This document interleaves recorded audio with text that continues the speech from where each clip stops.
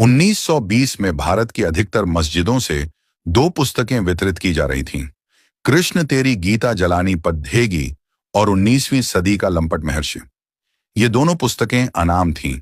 इनमें किसी लेखक या प्रकाशक का नाम नहीं था और इन दोनों पुस्तकों में भगवान श्री कृष्ण, हिंदू धर्म इत्यादि पर बहुत अश्लील, अत्यंत घिनौनी बातें लिखी गई थीं और इनमें अनेक देवी देवताओं के बहुत अश्लील रेखाचित्र भी बनाए गए थे।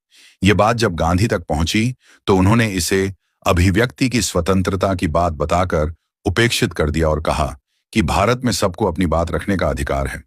लेकिन इन दोनों पुस्तकों से भारत का हिंदू जनमानस बहुत उबल रहा था।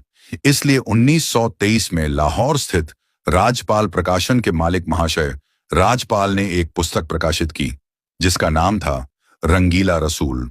इसमें शांति दूतों के मसीहा के जीवन के बारे में बहुत सी बातें थीं। इसमें भी लेखक का नाम गुप्त रखा गया था।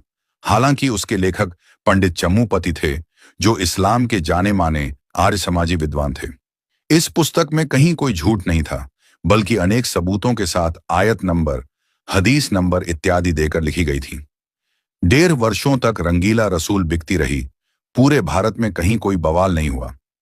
लेकिन एक दिन अचानक 28 मई 1924 को गांधी ने अपने समाचार पत्र यंग इंडिया में एक लंबा चौड़ा लेख लिखकर रंगीला रसूल पुस्तक की खूब निंदा की और अंत में लिखा, मुसलमानों को स्वयं ऐसी पुस्तक लिखने वालों को सजा देनी चाहिए। गांधी का यह लेख पढ़कर पूरे भारत के शांति दूत भड़क गए और महाशय राजपाल जी के ऊपर 3 वर्षों में 5 बार हमले हुए, लेकिन गांधी ने एक बार भी किसी हमले की निंदा नहीं की।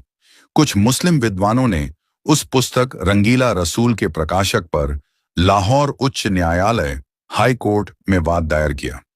हाई कोर्ट ने 4 इस्लामिक विद्वानों को न्यायालय में खड़ीदी दिया करके उनसे पूछा कि इस पुस्तक की कौन सी पंक्ति सही नहीं है, आप वह बता दीजिए। सभी ने माना कि इस पुस्तक में कोई गलत बात नहीं लिखी गई है। इसीलिए लाहौर उच्च न्यायालय ने महाशय राजपाल पर मुकदमा खारिज कर दिया और उन्हें बाइज्जत बरी कर दिया। उसके बाद 3 अगस्त 1924 को गांधी ने अपने यंग इंडिया समाचार पत्र में एक और भद्दकाने वाला लेख लिखा। इस लेख में उन्होंने इशारों में लिखा था कि जब व्यक्ति को न्यायालयों से न्याय नहीं मिले तब उसे अपने आप प्रयास करके न्याय ले लेना चाहिए। दूसरे शब्दों में गांधी शांति दूतों को महाशय राजपाल की हत्या करने के लिए उकसा रहे थे।